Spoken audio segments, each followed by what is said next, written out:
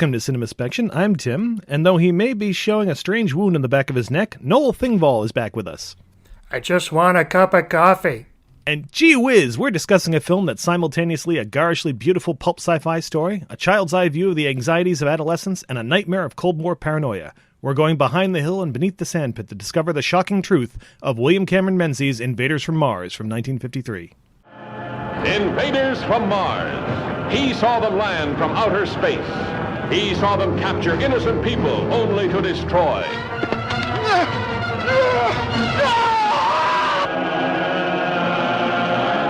Father turned against son. People changed into strange, weird animals. A general of the army becomes a saboteur. Trusted police turned into arsonists. The boy's parents changed into killers. But nobody's getting anywhere out there. Nobody can locate anything. Anybody. The Martians. We've got to stop the... Invaders from Mars, capturing humans at will for their own sinister purposes, turning them into diabolical instruments of destruction.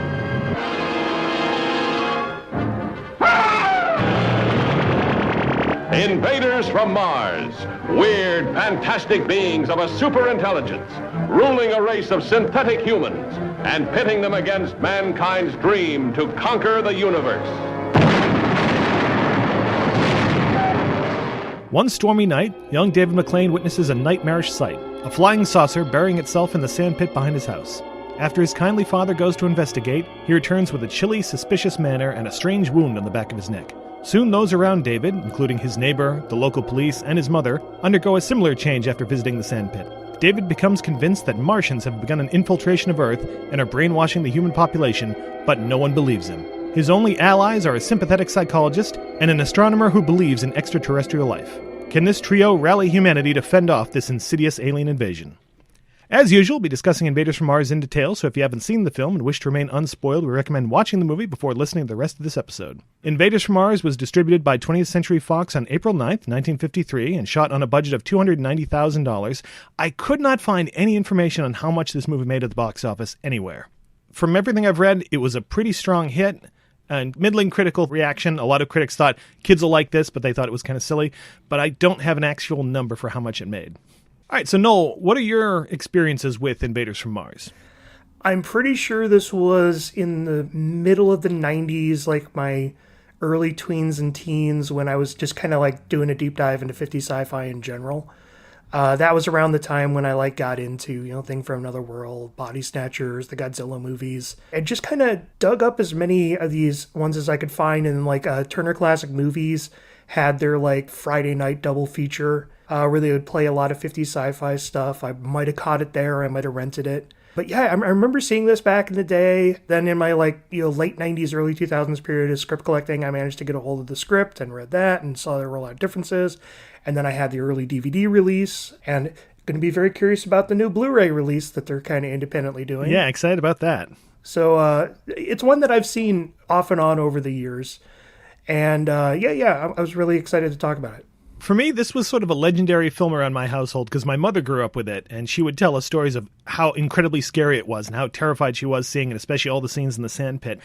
It was on late at night, and she got my older brother up to watch it, and for whatever reason, she didn't get me. And I just heard the next morning about, it's really creepy and scary. I'm like, well, I want to see this movie. And this was back before streaming, before even VHS, when if you wanted to see a movie, you looked at the TV listings, you circled it and went, all right, I have to get up and make sure I stay up to watch this movie. So there were a lot of years where I wanted to see it, but it just didn't air. I think I ended up actually seeing the remake first because that was a little bit more readily available. And then finally, one of our local TV stations, WSBK, for a little while they were doing this sort of fake drive-in movie show where they'd simulate the whole thing. They do the pre-show coming attractions and the don't forget your refreshments and simulate the whole experience, which was actually a really good way to watch this. And that's how I finally got to see it. And as we'll get into later, it was a different cut of the movie than the one that was commonly available on DVD, and I assume the main version that's going to be on the new Blu-ray. So years later when I saw it again after I got the DVD, I'm like, wow, there's stuff not here that I remember from this movie. What's interesting is the DVD that I have has two separate cuts. It has the British cut and the US cut. It does. The one that they used to air on TV, which I assume is the Wade Williams one, actually integrates a lot altogether. But I really enjoy this movie, and the more I've seen of it, the more I've appreciated what it's doing in terms of its big dramatic conceit and the amazing designs behind it, and why it was a really scary movie for kids of the era. And you can see that it's influenced a lot of filmmakers and seeped into a lot of pop culture that way. All right, let's get into a little background of how the film came to be. The man primarily responsible for creating this actually isn't even credited. That's John Tucker Battle. He and his wife, Rosemary, apparently both love science fiction, and they began hashing out this idea of aliens landing in the hills of the San Fernando Valley where they lived and creatures burrowing into the earth. And they started adding other elements, like Rosemary had a childhood nightmare of looking for her mother and seeing her mother, but it wasn't actually her mother, it was an imposter. And John had his nephew who was interested in astronomy, and they figured, oh, this should be the protagonist of it. They even named David's parents in the movie after themselves, John and Mary. I found the script online, not Battle's original version, but one of the revisions, and it is really interesting to see some of the differences in that script compared to the release version. Yeah, especially in the character of Pat Blake, the doctor, who was originally a male doctor with a female nurse, and then they just combined the two into one character. And there's a whole section of that where those two characters take David to the mental ward of a hospital, and that's where they do the whole thing about him trying to convince them. And I will say it's a really great condensing of it to just put it in the police station. Yeah, it tightens it up really well. And I kind of like that they removed the romantic element. Apparently that was actually one of the big things that actress appreciated, was that this was the only role that she's ever done where she's in a position of authority and not a love interest. And I think that really kind of adds a nice tighter tension to the movie. And then I'm sure we'll get into the various endings of this movie. One thing I think is interesting is that in the original script, the first thing that gets David's father out to investigate beyond the hill is that the family has a cow and they hear it bellowing. Yeah. And then apparently it's not in the draft we read, but in earlier drafts, you'd see the corpse of the cow in the alien ship being dissected. I'm like, is this sort of a precursor to the whole UFO cattle mutilation stories? Not a precursor, but a response to, because those were actually already floating around at the time. Okay, I couldn't remember when that whole phenomenon started. I mean, this whole 50s wave of sci-fi came on the heels of the UFO sightings. A lot of those stories were already starting to happen in the 40s. I mean, there were stories going back to the 1800s. But I think it was, as print media started to become more of a thing, as well as tabloid media, you started to have a lot more like people realizing, hey, there's stories there, there's stories there, there's stories there, and trying to put a connection to them. And UFO phenomena is kind of like, I'm not really getting it into whether or not we believe in it or not, or whether or not any of it is real or misinterpretations or weird stuff happening or cover-ups or any of that stuff. It's just the stories themselves have been around, and cattle mutilations have been going on for years in terms of like people reporting cattle mutilations. And that was part of the era leading up to this 50s era sci-fi films. Some other elements of the script that are interesting. Battle's original screenplay had this to be a much larger worldwide conflict in the script, and it was eventually shrank down to be this small town, which in the original script it's implied it's somewhere in California. In the movie it's sort of this anywhere town that we don't quite identify. And the original ending that for his first script actually had the Martian-controlled humans are continuing to wreak havoc everywhere, and the army evacuates the town and just drops a nuclear warhead on the area, which is kind of a grim way to end it. Well, I thought it was that they do an underground nuclear explosion because the ship is 150 feet underground. I read it, the way I interpret it from what I read, because that's not in the one we read, is that they actually airdrop it, but I can't quite tell. And then Battle revised that ending and eventually had it David being lost in the tunnels as the army is about to blow up the spaceship. He claws his way out of the ground, and General Fielding drives up on a jeep, pulls him out. Meanwhile, two of the mutants are pulling the Martian intelligence out with a communication device and manage to escape the tunnels. And the next night, from his bedroom window, David witnesses another UFO come down to pick them up, to which he responds, "Gee whiz," which... Yeah. When we get into the ending that they did put on the film, it is kind of funny that even Battle's original script kind of had that circular thing of the same thing happens again. And I'll be honest, that's actually the ending I prefer the most, because it allows the story to still happen while still doing that kind of circular echo to it, because it's like the aliens are still out there. Like, my big mystery was always, why was John Tucker Battle never credited on this? And then to learn that it was just the idea that they made it all a dream was infuriated him so much that he insisted his name be taken off. Because otherwise, like, even up to the revised draft that we read, that's like 80% the finished film. Structurally, the characters, even a lot of the individual scenes. it's mostly the finished film. It's pretty close. It's a good read, too, as opposed to a lot of these screenplays. It chugs along really well. And there are certain elements in his screenplay that they drop that actually would make things make more sense if you're taking the reality of the film as reality. Like, there's a whole subplot where Dr. Kelston, when he talks to the military, seems to imply they already have a file on alien invasion possibilities, and they are already taking this seriously as they know aliens are around. So when they have this reaction, it makes a little more sense that they're immediately like, all right, mobilize everything. We have an emergency. Well, and see, I still get the sense that that's what's going on in the film, especially when you look at the international cut with the whole observatory scene getting into all the UFO lore, is like they already know that this stuff is happening. They just haven't gone public with it yet. It does make a little more sense in the longer one with that whole speech, but I did like this idea that there's almost this X-Files element in the original script that this has already been ongoing for quite a while. Yeah. Anyway, the script found its way to Arthur Gardner, the vice president in All Art, who, notably, I found that there were other drafts of the screenplay that Gardner put his name on when they were trying to kind of revise the script. And interesting. I started to wonder if they named the protagonist of the remake, David Gardner, after this guy. He brought it to the company's president, Edward L. Alperson, a former Warner Brothers producer who would go on to produce the U.S. versions of Toho films such as The Last War and The Human Vapor, as well as Irma la Douce. Alperson brought in Richard Blake to rewrite the script for a more economical budget. And as you mentioned, Blake condensed the Blake and Collins characters, the doctor and his nurse. He eliminated the mental ward scenes. He took out David's aunt and pet dog, who had scenes in the script, and brought in the reveal that the story is a dream that David's having. And as you mentioned, that's when Battle decided he wanted to have his name taken off the credits. And he and his wife apparently never saw the finished film. Which is a shame, because a lot of their work is still in there. And the international cut, by at least removing that dream angle, still has an element of it. It's one of those ones I get it because that does completely recontextualize the story that he was trying to tell. There's, of course, been other movies that have done this. It was all a dream trope. Cabinet of Dr. Caligari does a version of it. The Wizard of Oz is probably the most famous. And even Fritz Lang's The Woman in the Window. And I do think it is one of the elements that has made the film what it is. It's one of the more famous examples of it. And I know it makes some people's eyes roll, but I actually really like the it was all a dream trope in this particular case because it does things to the story, and especially the way Menzies presents the story, that I find really, really fascinating. Going back and watching the movie with that context, it explains a lot of really weird plot holes in the film because we start looking at it as, okay, this is a child's logic as to how all this would work.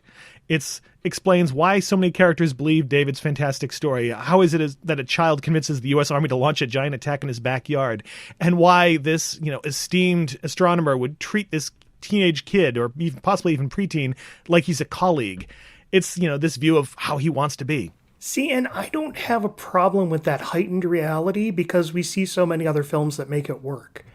Especially like as we get into the Amblin era, where you have the precocious children. And one of the things that this is also a forerunner to is the Gamera movies, where it's like, okay, Gamera befriended a child. Kid, let's have you at the strategy table with all the main military higher-ups and try to figure out what's going on.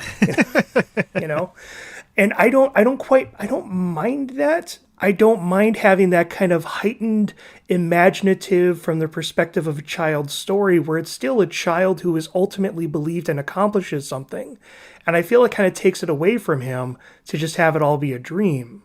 Especially in a story that didn't really require it because they had already actually resolved the story. They had fought back on the Martians and had resolved the story before you have the whole flashback montage and then cuts to the wake up of the dream. I just like looking back at it now, and you can see so many elements of this story that you could interpret as these subconscious fears and desires of this preteen boy who's about to be an adult, and he's growing up in a really turbulent time, and this is how a lot of that stuff would just seep into his consciousness, especially a kid who clearly likes astronomy and we're told likes science fiction stories. So it's like all the problems of his life suddenly get reinterpreted as a science fiction story in his brain.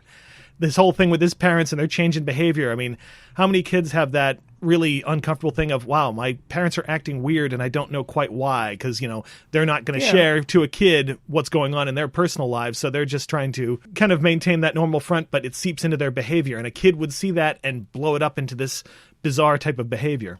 Yeah, but you can also just have that stylized examination of that from just a thematic tie of like all the childhood anxieties. You don't really need to have it all be a dream to still have it work as a thematic exploration of childhood anxieties. I mean, look at Are You Afraid of the Dark or Goosebumps, which did that on a weekly basis. For me, it just makes the story less interesting Because I'm actually more interested in a story where, yeah, Martians were coming down and taking over all the people to turn them into basically commie saboteurs, and the entire military ultimately got to the point where they believed a kid who saw a UFO in his backyard, rallied the troops, drove into the tunnels, fought everything off, blew it up, and the kid got his parents back in the end. You know, I think that's a more interesting story. I think a more modernized take on this would have had the "it's only a dream" reveal be a psych out. And we find out like that David is on the table with the needle going to the back of his neck, you know, and then suddenly like that's when the situation turned, you know, it's like, you know, it was only a dream. It's just kind of the Martians lulling him into this false sense of security before then the soldiers run in and pull him out of it and, you know, rally the troops and save the day. And I think there's ways to make that kind of work. But as the ultimate ending, especially when they had one that worked, I actually really like the John Tucker Battle one where it has that cyclical, we've saved the day, I've got my family back, I'm going to bed, gee whiz, there's another UFO, while it still fit in the plot. I do like that one, and depending on how it was directed, I think that could have worked great. I just like what Menzies ends up bringing to this one using that conceit. I'm more a fan of a story that's just highly stylized in general. I don't feel it needs to have a rationale for why it's stylized. It doesn't need to be a dream to feel dreamlike. It doesn't. I just like some of the things it suggests. And it even manages to fix some of the technical problems when they were making the film that we're going to encounter in terms of having to pad it out with repetitious scenes and stuff like that. How many dreams have people had where it's like, I went through this thing and it happened again and again and again, or I'm trying to run away from something and I can't actually run away from it and time stretches out, which we see at the end of the movie as he's trying to run away from the explosion. Things like that. I think, well, that's just because they're doing the montage. Oh, it is, but it's this wonderful thing of, okay, we're trying to pad out the movie, but I'm also like, but that's also exactly something I've encountered in a nightmare before. Yeah. And no, I hear you. I just don't think, as a story, it makes it as interesting to me. It's not a cop-out because, again, we have a resolution, but it's like, usually the "it was all just a dream" would be the resolution, and this one already has a resolution, so you don't really need that. I also just find some of David's interactions with the other adults around him, it makes it a little easier to take that this is his fantasy of what he wants to be. Kelston acting like he is a fellow scientist, and every time he asks David a question, David has the answer, and he's like, that's right, David, that's exactly right. Even when Colonel Fielding is asking for his report, that's a very concise report, young man, good job. Like, everyone is patting him on the back like he is part of the team, in a way that, yes, a little kid would want to be treated like an adult. And it even goes to the whole thing with Kathy. David looks at a girl who's close to his age with this distrust of, oh, she's something I don't like. I'm much more interested in this adult woman here. Pat is sort of like his weird preteen crush, this woman that he's attracted to, and he's already starting to feel those desires, and it expresses in this woman who becomes sort of his confidant and protector. Man, that interpretation gets weird when you look at the casting of the remake. Oh, I know. We were discussing that when we watched that one. It's like, yeah. Oh, that's a little strange. Yeah, and I see where you're coming from. Just for me, that's just not as interesting of a story. That's fair enough. But to be fair, what I do like is the montage as it's cycling back through the film before he wakes up. That is a well-done sequence. It's neat, and I like that particular montage isn't chronological. It's like each of the little groups of scenes we see are almost based on a theme, like, oh, this is everyone getting sucked into the sand pit. This is everyone with a thing in the back of their head. And then it just starts going backwards, and it's real surreal and creepy looking. As you mentioned, though, you can also look at the Martians as stand-ins for the communist threat in the 1950s. That happened with a lot of these sci-fi films, and this is probably one of the best examples of it. Yeah, and I think one of the interesting things about it is we have the paranoia, we have the saboteur plot, but it's also that a philosophical mindset will change people. It will mentally and morally conform who you are, you know, to the point where you're no longer recognizable by the people who love you. Yeah, even your friends and neighbors can suddenly come under the sway of this horrible thought. Keep a close eye on everybody around you, yeah. Right, which has been proven with the MAGA movement, but... Yep. I was going to say that I didn't want to get too political, but I've heard stories of older people who suddenly they just start watching Fox News and they start spouting out this stuff and families just fall apart and don't recognize each other anymore. Yeah. I heard of one woman who just quietly removed Fox News from her parents' cable subscription, and after a couple months, her dad started to act normal again. Yeah, and then when you actually get to the insurrection, it kind of all overlaps. Yeah. And even having the invaders strike from underground, it suggests this paranoid fear of these underground communist rings that are everywhere acting against U.S. interests. Yeah. And then there's the whole subplot that David's father works on the rocket base and he can't talk about his work and we have to keep secrets and don't share information that, the wrong people might be listening at any second. Right. And then all the, you should come over to my house for a meeting sometime. And then they conformed him. Exactly. So let's talk a little bit about the director, William Cameron Menzies. This is one of the few films I've seen where the director credit is production design and directed by a person. That's kind of a new one. It's like Peter Hyams as cinematographer on all his own films. Yeah, or Robert Rodriguez, who edits all of his films. Have you seen any of Menzies' other work? We actually just watched Things to Come not too long ago, and I know it's got its problems. It has that Metropolis problem of it's gorgeous looking, but some of its politics are like, wow, this is really naive. But I did really enjoy it. Having read H.G. Wells' screenplay for that movie, as well as seeing the movie, it is a ponderous, almost Ayn Randian ton of bricks just kind of sitting there in terms of how it expresses its philosophies. But it's still really interesting. I have heard the stories of Menzies fighting with Wells about he'd do these amazing visual things, and Wells is just like, don't do that, just have them speak. Mucking it up, fellow, yeah. Here, chap, just have them do all this and cut this terrible thing and cut this terrible thing. And by the way, Raymond Massey yells everything. He's a terrible actor. Thank you, cheerio. Yeah, and it's a very uneven film. It's a very dense film. But God, does it look interesting? And it is interesting, the concept of, let's just kind of tell the next 100 years of human conflict centered around this one town. And it's super, wrong. Yeah, so Things to Come it's an interesting movie. It's not an easy movie to watch, but it's an interesting movie. And then I did also, in prep for this, I finally watched the 1926 version of The Bat. The Bat is really cool because it's a good old dark house whodunit farce. It's like a Clue style movie where it's like, well, who is the Bat? As all these people are just getting killed and running around, and a lot of weird comedic antics and just incredible sets and production design. And he did great things with shadow, with scale. There's 20-foot doors to certain rooms for some reason. You'll people lurking outside of high windows on rooftops, and even just the silhouette of the bat, who had his bat symbol, which was a silhouette of a bat on a circle of light, which, the bat is known for being one of the influences on the creation of Batman, especially that film version, and you can see it. But it's interesting how it's also a really good predecessor to the old dark house farces. I haven't seen that one. I've been meaning to see The Thief of Baghdad, which I know is one of the ones that his visual style really, really seeped into. I haven't seen The Whip Hand or The Maze. There's a lot of his that I really have to catch up on. Yeah, and Thief of Baghdad, I'd love to do a double feature of both the Fairbanks 20s version and the 1940s version, that he worked on both of them. Yeah. Just to kind of see what he built on. But reading about just exactly how influential he was in terms of how people visualize movies now, that, he did his sketches to the point of seems like he's kind of the guy who pioneered storyboards and using them for, here's how you do this shot, has to be this angle, use this lens, and designing settings that they only work from this angle, so you have to shoot it from this angle. Supposedly he was a fan of fantasy and science fiction, as it let his imagination go wild when designing the look of a film, and that's certainly the case, although one of his best-known ones is probably Gone with the Wind. That was a huge one for him.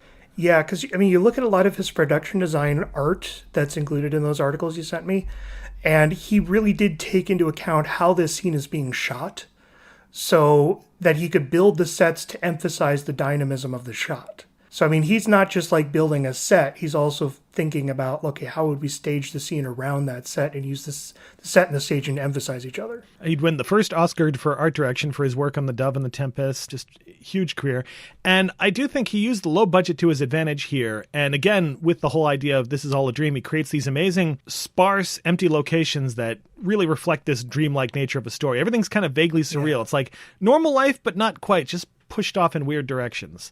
Yeah, there's a minimalism, and I think a large part of this is that he did work on stage. And The Bat is very similar in that it's very striking, but you can tell a lot of it's just, wooden flats, painted wooden flats that are being shifted around to build the location. And I think he was very good at, silhouette and perspective were the two big things for him.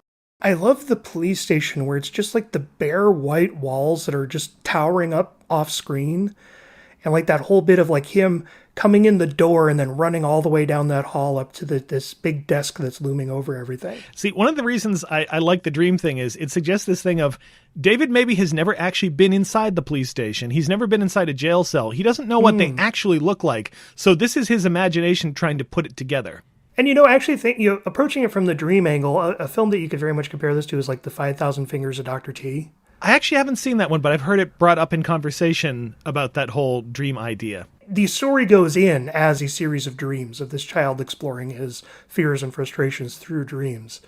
Again, very bizarre production design. I love the jail cell where if you look at it, the back wall is actually smaller than the front. So it has this forced perspective. Cell seems deeper than it should be. Yeah, one of my favorite bits of production design is actually kind of a quiet one where you have the scientist who's the father of the little girl who died, who is just working in his lab, and like in the far distant background, there's a character who just leans into a door and they have a conversation.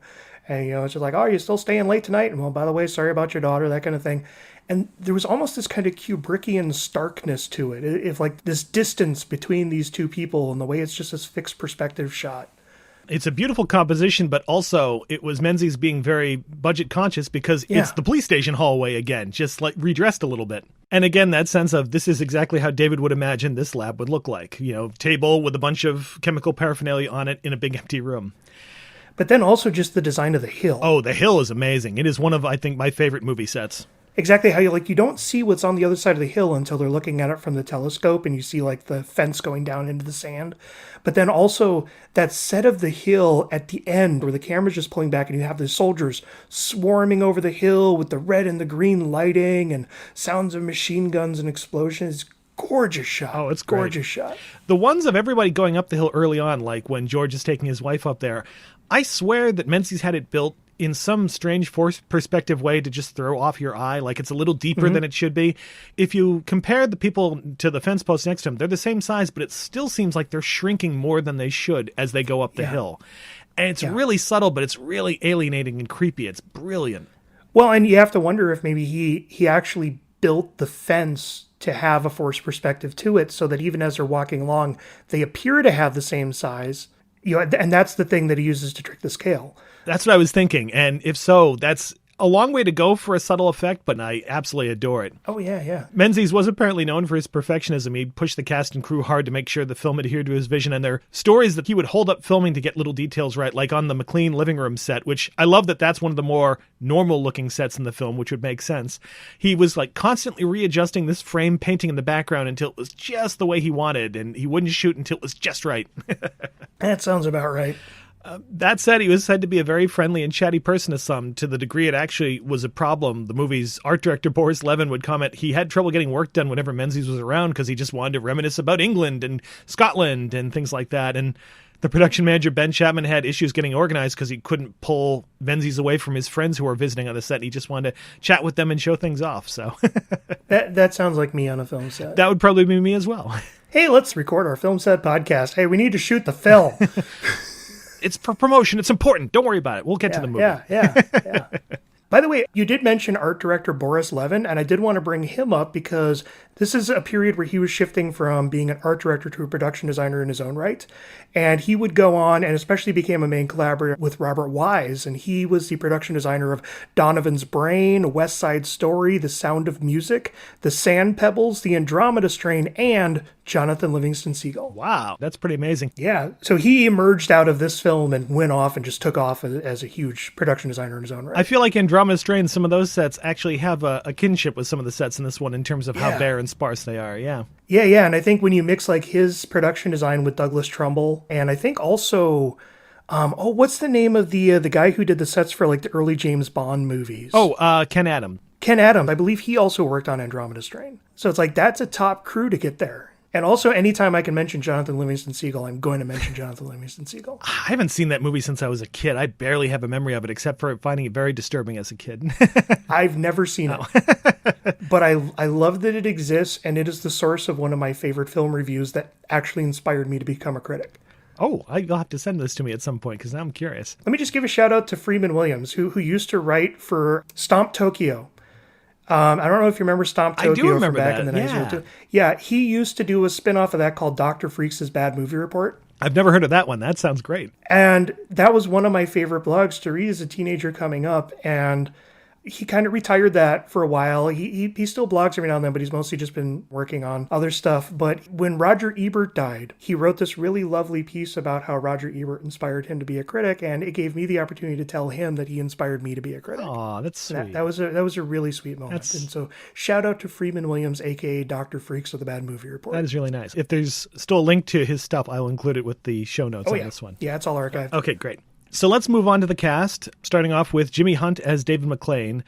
Perfect idea to have your main character be a kid, because undoubtedly that was going to be this film's target audience, young children. So make him the main character, and like a good children's movie, it lets us battle these fears and horrible things that a lot of kids would probably be going through at that point. I mean, I think good kids' movies should be a little dark and maybe even a little scary. I think it's important. Yeah, and in terms of child actors, I think he works well because it's an exaggerated, heightened movie, and he's not really doing anything subtle or nuanced. It's just he's very expressive and energetic about everything, and that fits the tone of the movie they're doing. He's got, golly gee whiz, kind of exaggerated quality to him that really actually works well for this movie. He is kind of the idealized, clean-cut kid. He's polite, he's deferential to adults, he's what a kid is supposed to be. And what was interesting was this was like one of 15 films that he had already been in.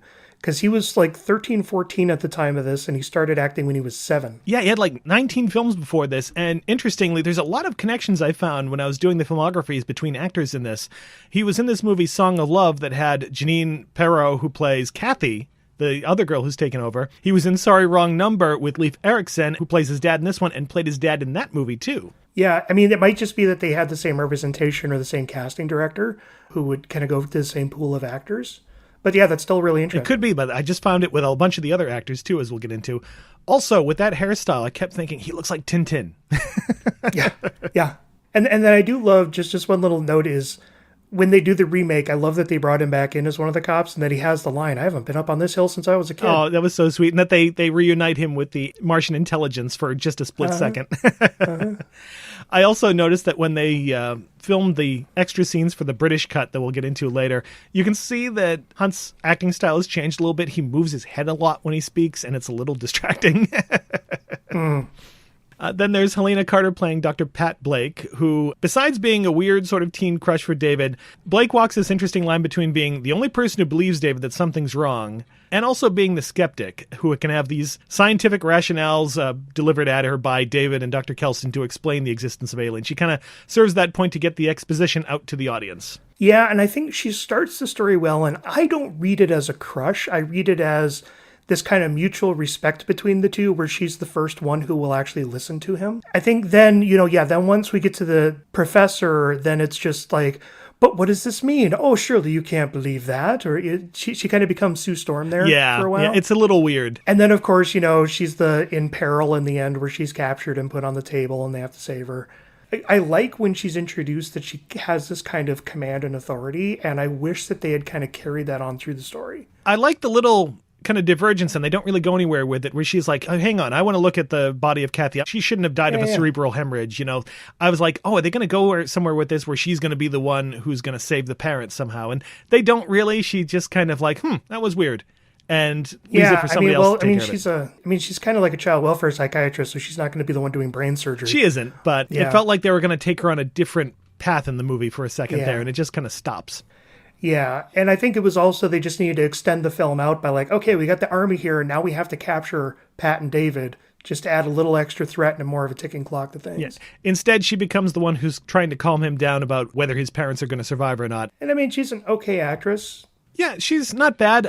Very clipped speech. I did read that in her early career, she was criticized for sounding a little bit too much like she went to a finishing school. Her credits, I don't think I've seen many of them. Time Out of Mind, Something in the Wind. I think Kiss Tomorrow Goodbye with Cagney might be the only one I've seen. And she was a former fashion model who then just kind of basically became a love interest in a lot of films. And again, it was interesting that she saw this as like her first kind of role outside of that, but then this was also her last film role before she retired. And then we have Arthur Franz playing Dr. Stuart Kelston, who is also there. He's there. He's like David's idea of the perfect scientist. He's cool. He's able to summon tons of facts to prove theories from memory, but he's also open to ideas that a lot of scientists would seem to think is too fantastical, where David can throw like aliens from Mars. He's like, that's a distinct possibility. Yeah, and he's the one who puts everyone in touch with the military, but then once we kind of hand it off to the military, he doesn't really stick around much. He's kind of in the tunnels, and he grabs Pat from the table, but he doesn't really get to do very much, no. I did have this interesting thought, again, going with the dream idea of this. Does David actually know Dr. Kelston, or is this just the relationship he would imagine himself to have with Dr. Kelston? Is it like a guy he's heard of and respects, but maybe he's never actually met? Yeah, if we were going the dream route, yeah, maybe, possibly. If we're going the non-dream route, which I prefer. I mean, what I like is that David is someone who shows a genuine appreciation for science. And like even in the early scene with the telescope, like setting an alarm for 4 a.m. so he can get up and watch this specific event in the stars that's not going to happen for another 6 years. And even his dad is kind of excited by it. He's like, hey, move over. Let me take a look, And it's a kid who genuinely has a sharp head on his shoulders. And to have a local astronomer that this kid's kind of budding up with and starting to learn from. You're talking about how a lot of people are suddenly like welcoming David to a seat on the table. I think it's more like the Wesley Crusher thing of like they're seeing the potential this kid has and don't want to squander that. I want to encourage it. That might be another reason I like the dream thing idea. I hated the Wesley Crusher character. Well, and then Wesley Crusher ended up becoming the Doctor Who of the Star Trek universe. So that's true. Oh, what if it's also that instead of a dream, this is actually a precursor to like Edge of Tomorrow and he's stuck in a time loop? That I had that idea at one point. That Martian time loop. Once he sees the Martian ship coming down again at the very end of the movie, does he remember everything from the dream? So he's like, I'm going to get it right this time. I know how to do this.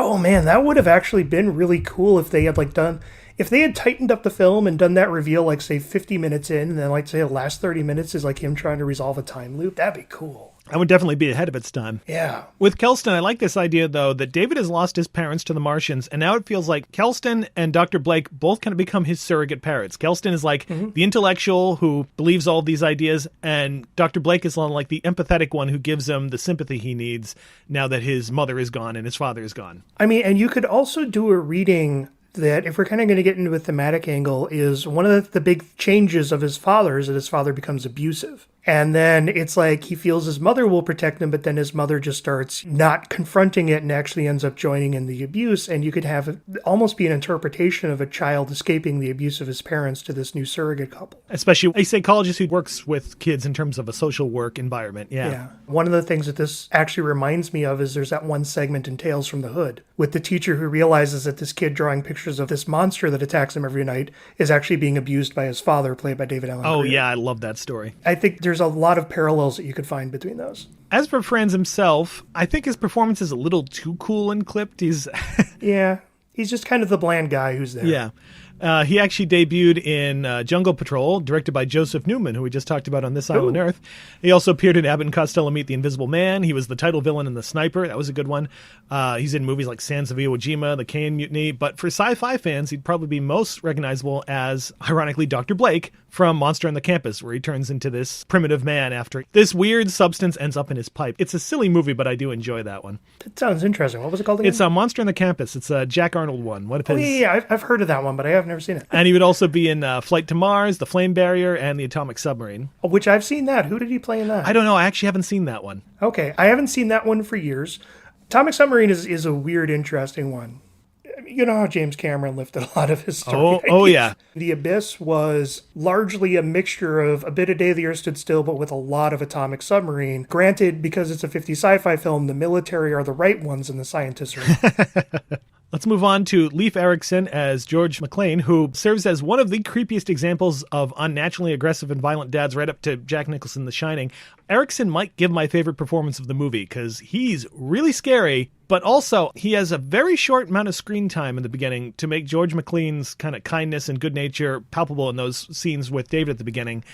But also, there's this great moment when David's trying to convince him he saw a UFO, and Erikson kind of suggests that George has this quiet worry that, all right, it's not a UFO, but I'm working at the base. Maybe something's going on. Maybe I should look into this. Maybe it's some kind of espionage. Well, and he even has that line about how, there's been these rumors going around. The way he plays it when he's talking to David, where his eyes just wander for a second, like, but he still has to be like, don't worry about it. It's nothing. Really, really subtly well done. I actually really like that. In the bits before he's taken over, he still has this kind of just looming look to his face, especially with the deep brow and everything. But he doesn't run into the same Jack Nicholson bit where they are kind of compensating for that by making him this kind of really boisterous, adventurous dad who's just as much into this science as his kid is and is very much encouraging of his kid. Like, especially like the whole, like, David, why did you wake us up before? Oh, hey, move over. Let me take a look. That kind of thing. I love that. Yeah. And it kind of translates to Kelston later that, oh, yeah, this is the same type of guy as his dad who's into science and enthusiastic, right. The kind of person that David would be drawn to. And then one thing that I also want to bring up is just starting with him of how they reveal that everyone's been taken over by the Martians is the intense staring into the camera close up. And that's very well executed. I love how eerie it is.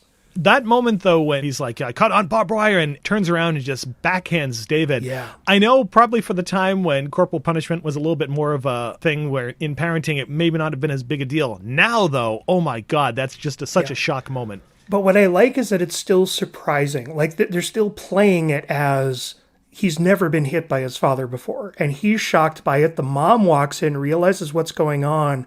And her first instinct is to separate the two and get David to safety. And it's like it's a very real moment. And like, especially at that time where the wife doesn't really have many resources that she can use to turn the situation without escalating it, or I don't want to say escalating it, but inspiring escalation on his part. Again, the way that they did it, where it's like she realized something just happened. She's shocked by it too, but she needs David to get to safety. Yeah. That's a very shockingly intensely played moment. Which is funny. That wasn't the interpretation I had, but that makes a lot more sense. I almost thought it's sort of I'm not going to say anything about this in front of the boy because I'm not supposed to. I'm just going to pretend it's not happening. But then she will question him when the kid's not around. That also kind of brings up, this is something I forgot to bring up earlier, but I think in my theory, one of the other things that might have inspired the this is only a dream aspect is that it softens the darker aspects. Because you not only have a father turning abusive, but you have multiple people dying of the brain hemorrhages, including a child, a young girl. And I think by leaving that real, it makes it a darker story, whereas by making it a dream, that softens that by, oh, well, they're still alive now. That is a good point, yeah. And I'm wondering if that might have been one of the inspirations for it, less because it was a surprise twist and more because I don't know if they had let us get away with this unless we found a way out of it. Considering the dream thing was put in so early that it factored into the design, I would have imagined they could have pulled back on some of that if they needed to, but it is a good point. Well, and even then, a large part of the script was already established before they added the dream sequence, including that whole exploding. I mean, all of the death and the abuse and angle that we're talking about was in that battle script.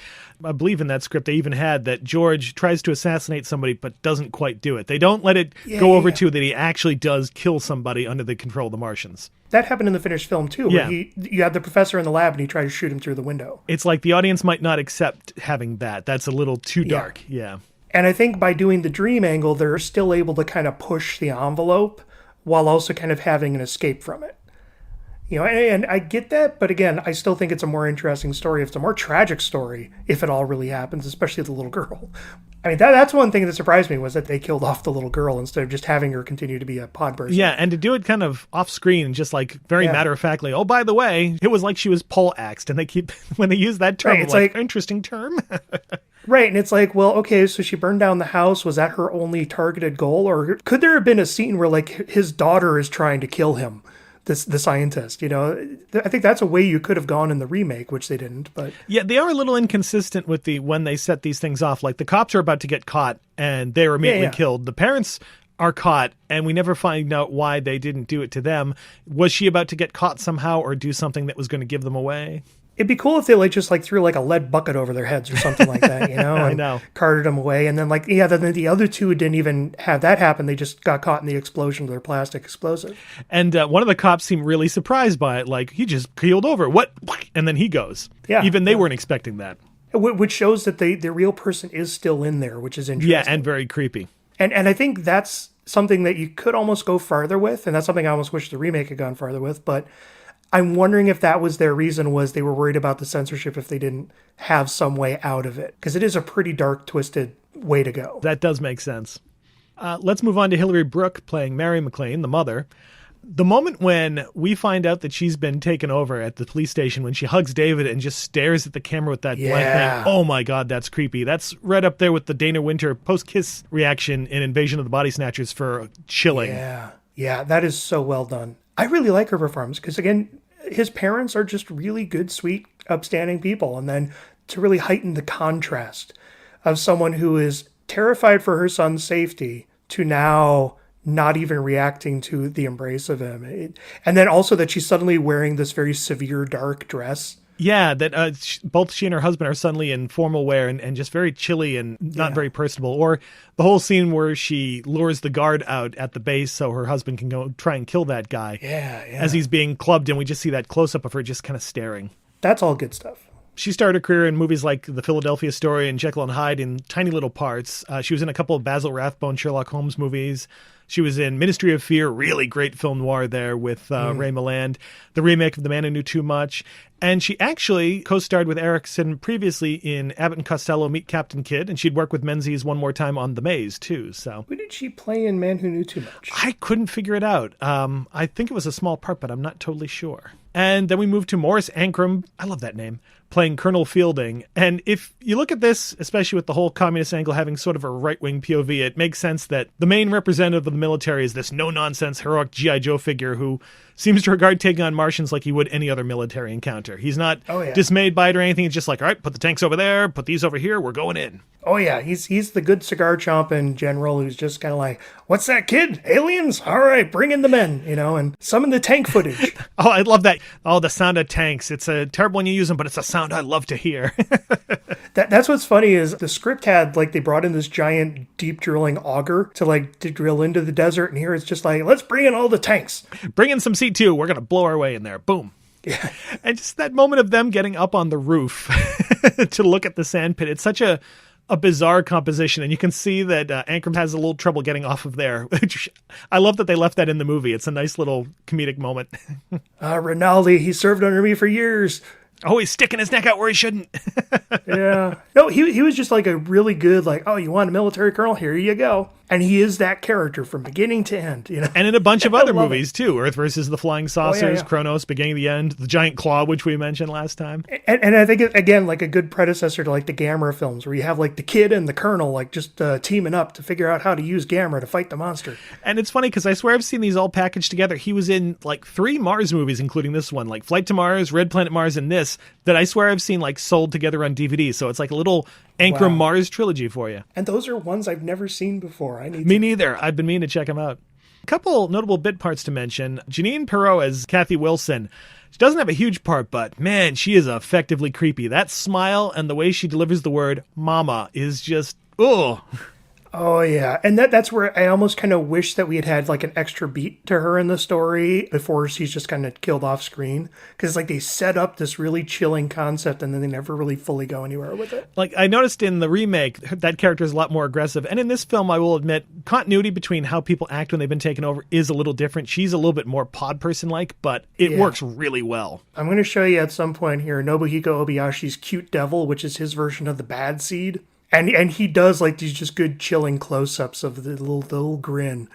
Yeah. I also wanted to mention Walter Sand, who plays Mac Finlay, the sergeant at the police station. I love this idea that he's this tiny little character. He's a friendly guy, but his decision to call Dr. Blake changes the whole course of the movie. Exactly. He's just good, honest cop, did his job, realized that there's something weird going on here and called in support for it. And even looks at the chief there's something weird with this guy. Speaking of, I did want to bring up the police chief, Bert Freed, who was the first actor to play Columbo, because the original pilot for Columbo was all the way back in 1960 as an episode of the anthology series, The Chevy Mystery Show. Interesting. And they wouldn't bring the character back again until 8 years later when it was Peter Falk. I do remember seeing him in 7-Eleven Ocean Drive, that Joseph Newman film noir I mentioned in the last episode, where he also acts alongside Sand, who plays Mac.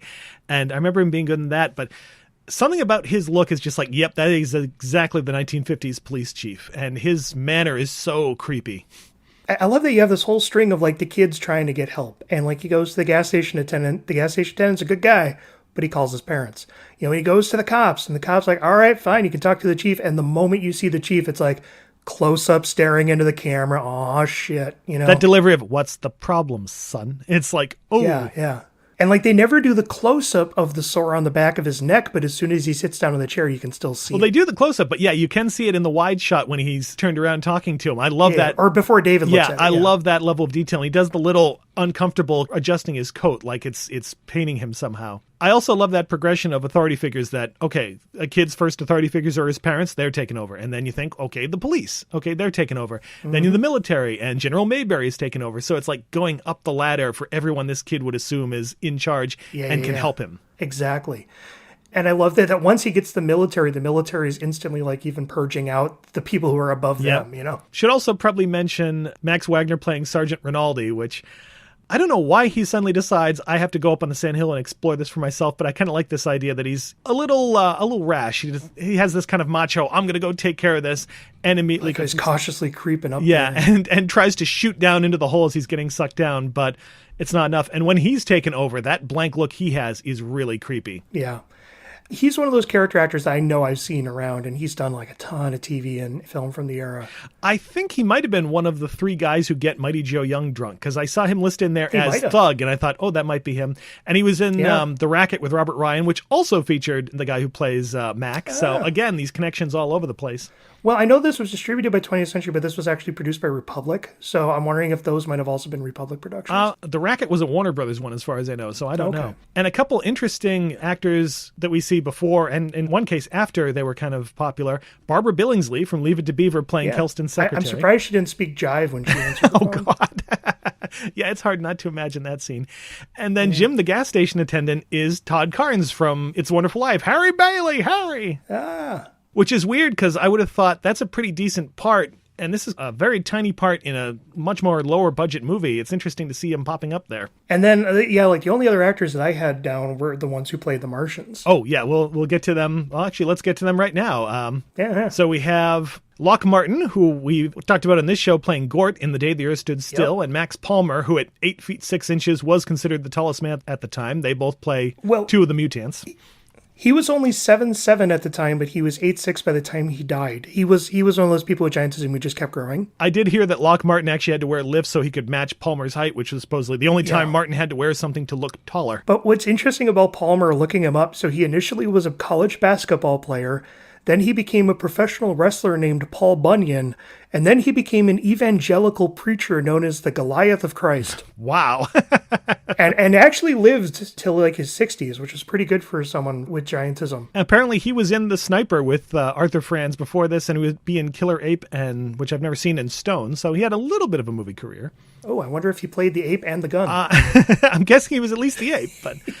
Yeah. And the 2 of them being giants, they had some trouble picking up like some of the actors and things. So there were points, especially when they start fighting with the military, that they actually got little people in military outfits so Palmer could pick one up and throw them around and things like that. And it's surprisingly effective. It's a trick I know they used in like Alien to make sets look bigger. And when done properly, it works really, really well. And I don't know which one is which, but you can tell one of them is putting a little more work into the performance, because when they're standing there by the Martians, he's got his feet locked, he's got his hands out in this kind of alien position, and the other one's just kind of standing there. I'm not sure which is which. I know they both had real trouble in those outfits. They would overheat, they couldn't see very well because of the little slits in their masks. For them, those tunnel sets were really cramped and they kept bumping into things. Well, and it's worth pointing out that a lot of the shots of them just kind of running around the tunnels is actually other normal size actors. Yeah, if you see more than 2, it's the other guys, yeah. But I know, like they did like the one bit where they're crouching there with the heat ray, but they were largely the ones that are standing by the Martian. Yeah, and the ones who pick up Blake and David and carry them around. You can see that they're having a little trouble with that. Because just because you're big doesn't mean you're strong, especially when being big wrecks your back. Yep. I guess the original idea is they were supposed to be hairy, and because of the budget restrictions, they couldn't really do that. So the costume designer, Norma Koch, all she could do was make velour jumpsuits for them really quickly, like in the course of a few days. And she tried to make them a little more alien. She gave them like the 3-fingered hands and the 2-toed feet, but... for the time, they probably scared kids. No. I don't know. I mean, they're like a good silhouette and all that stuff, but it's surprising given William Cameron Menzies' perfectionism that he didn't try something a little different. Just try to spruce it up a little bit. I'm surprised that he ran with it, unless they just got to the point where it's like, we do this or we don't do this. Well, also, they weren't a set. We actually got to see one of these suits live in person. They had at this special exhibit for all of Kirk Hammett's horror collection, and they had one of these suits on display. And I'll admit, bad as they look in the movie, they look a lot worse when you have real light on them to see the seams and everything like that. Well, I mean, they look like big guys in pajamas wearing goggles with green on their face. No. See, this is another case, though, where the dream thing helps out, because you can imagine This is David imagining aliens based on costumes he would have seen in science fiction movies of the period like this. So it's like that filters into his dream, and this is how he imagines the aliens to look. And he's imagining them in those Japanese animal pajamas. Yeah, with those weird masks over their face and forehead and nose, yeah. Furries from Mars. I kept thinking they looked a little bit like Moss Man, but the way they moved also reminded me of the Pac-Leds from Star Trek. Yeah, I think there's just, even if it was just big guys in like an alien outfit, like the shoulder pads 50 sci-fi outfit would be better than that. If they could have put the hair on them, I think that would have helped a lot. Because I know the original concept was, in the original script, they were like moles, basically, with big claws. Yeah. And I think that would have helped quite a bit. Yeah, I think it is the weakest element of the film. I think they're still well used, story-wise. It's mostly just from a visual angle, it's kind of like, man, all this work is being put into the visual look of this movie, and that's what they ended up with. Yeah. On the other side of the Martian design thing, though, we have the Martian intelligence, which is really, really cool, played by a Mexican little person actor, Luz Potter, who just had her face made up, and she sat in a box. They blended it in with the little rubber Martian body. Apparently, she was actually just in her street clothes, just sitting there doing the thing, and she just looked left and looked right, and they puppeteered the little tentacles with wires and matted out the rest of her body, and it looks great. It's really creepy. Yeah, it's very effective, very odd, very eerie, and it does everything it needs to do. And I guess she got letters for years from kids who said that she absolutely terrified them. Yeah, no, I have no problem with that. And again, it's like the Martians, I have no problem with the actors they got. I have no problem with how they use them in the story. It's just that outfit, that jumper, just that weird furry jumper. Yeah, maybe if they had done a Doctor Who thing and just lit them darker or something. I don't know, but yeah. Yeah, cover them with seaweed or something. Yeah, throw anything on there to break up the shape a little bit. Yeah. Yeah. Let's move on to the cinematography by John F. Seitz, who's known for some of his amazing work on film noirs like Double Indemnity and Sunset Boulevard. He did Lost Weekend. Yeah, I saw he became one of Billy Wilder's main go-tos. Yeah, and before this, he had shot When Worlds Collide, so he had experience with Technicolor sci-fi. Yeah. Now, the story goes that this was originally planned out as a 3D movie. There are different reasons as to why it wasn't shot that way, either because they didn't have the cameras available or the producers felt the technology wasn't developed at the time yet, but it did influence some of the compositions. And I'm interested that if that's the case, the compositions are much less about things flying at the camera than depth, the way that I think 3D really works. And I think it would have been interesting to see Menzies blended with 3D. I think the thing is, in terms of the force perspective, that depth thing, he was already doing that style of stuff. Like the Bat is full of that stuff. It's not one of those ones that feels like it's trying to be something that it's not. Because from what I hear, the plan to not go 3D was made even before they actually shot it. But I think since he pre-designed everything in advance, he probably already had some of that in his head. Yeah, but I think the 3D would have just enhanced the depth of field. And even like the big extreme close-ups in 3D, that would have been interesting. I would love to have seen this film in 3D. I can imagine the scene where the little crystal is about to go into Pat's back. They could have done some cool stuff with that to make it creepy. Yeah. Or like the great 3D of people standing around blankly at an observatory talking about UFOs. But even just the shots of the hill, just the depth of that would be great. Oh, yeah. The police station scene, him coming down that corridor, that would have been fantastic. Yeah, stuff like that. I'd love to see that in 3D because I always prefer 3D that uses depth of field more than it uses the fling. Oh, I agree. One of the best modern 3D movies I've seen was Prometheus, and it's not a lot of things flying at the camera. It's just depth and these incredible sets. Yeah, I did see that one in 3D, and yeah, even just like the giant ship rolling after them at the end. God, did that look fantastic. Or the holographic map just kind of floating in space in front of the characters. Yeah. And the film wasn't actually shot in Technicolor, but Super Cinecolor. That said, I know the prints that are out there are kind of damaged, but I do love the look of this movie. The colors are really sharp. Yeah, I mean, the whole use of green and blue and reds and how he'll mix the gels so you have like a blue base with green highlights. It's very much a predecessor to like Mario Bava style lighting. Or even in scenes that are a lot more blank and white, like the professor's laboratory, all the chemicals are different colors to set it off just a little bit. He's not just using a singular style. Yeah. Seitz' perfectionism with the lighting apparently led to some difficulties when they were shooting the cavern scenes, as apparently there were so many light stands around, it was a lot trickier for the characters to move around in those scenes. So especially the characters dressed as the Martians who couldn't see very well, they'd bump into stuff all the time. Yeah, I can imagine. And then there's the music. This gets a little controversial because the music is credited to Raoul Krauschauer, who was the musical supervisor and would commission scores for public pictures where this was shot, as he mentioned. But it's widely believed that the actual score was written by Mort Glickman. Krauschauer would have these agreements where he would commission the score from somebody, he would get the credit, and he would get the royalties for it, and that other composer would sort of disappear into the ether. So kind of a Bob Kane, Bill Finger type thing. Yeah, which is a bummer because this is a great score. I love this score. Yeah. Like, especially when you have the whole, and it's almost diegetic because you have people reacting to it, is the kind of choral sound whenever the ground would open up. Yeah, it's like a chorus of 8 men and 8 women. They'd sort of enhance it. And I love that midway through the movie, all of a sudden, it's like, what's that noise? It's like, oh, he can hear it too? Yeah, where it's like, them activating their technology is what's triggering this sound. They're not consistent about it, but it's still a really effective It is. The one that really hits me, though, is the music that plays over the final credits, the final pullback through space. I adore that music. It's so beautiful and pretty for this movie and that ending. It's just like expresses the grandeur of space and the mystery of all this. And it's an interesting choice to end the movie with, but I absolutely adore that little piece of music. The one that stood out as a little weird to me is the military march playing over all the tank footage. I'm like, that's the melody of Oh, Susanna. Like with little tweaks here and there. But it's like, oh, Susanna, don't you cry. While the tanks are all lining up. It's like, okay. If we can believe Krauschauer, that was supposedly Alperson who insisted on that to have this rousing military march. And I guess it is some actual military march, but yeah, it's a bit much. Man, like imagine like Ifukube if he had put in like a nice little military march there, Or I was struck by the romantic music when the telescope is moving, which actually I think really fits. Yeah.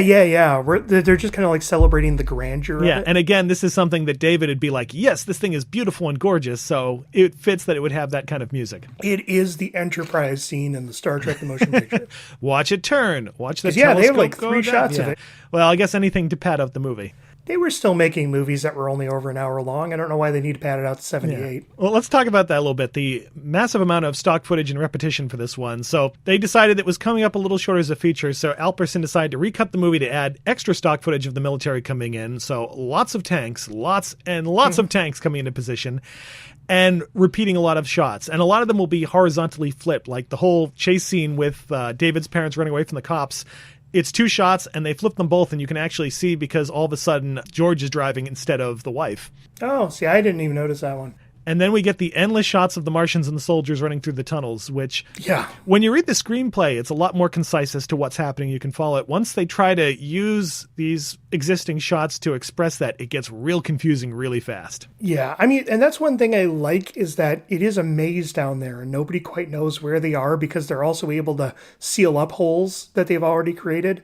So there is this whole, like, sense of being lost down there, but I wish they had conveyed that more through the characters than just repeating, everyone just running around corners. That's the problem. You'll have a couple military guys realize something is blocked and they turn and we see 4 military guys run, but we like, is it them or is it these other military guys who are running? Yeah. So, yeah. It does add, I think, to the dreamlike nature of the movie in a few scenes, as I mentioned. It does have that sense of I'm trapped in this weird cycle and I can't get out.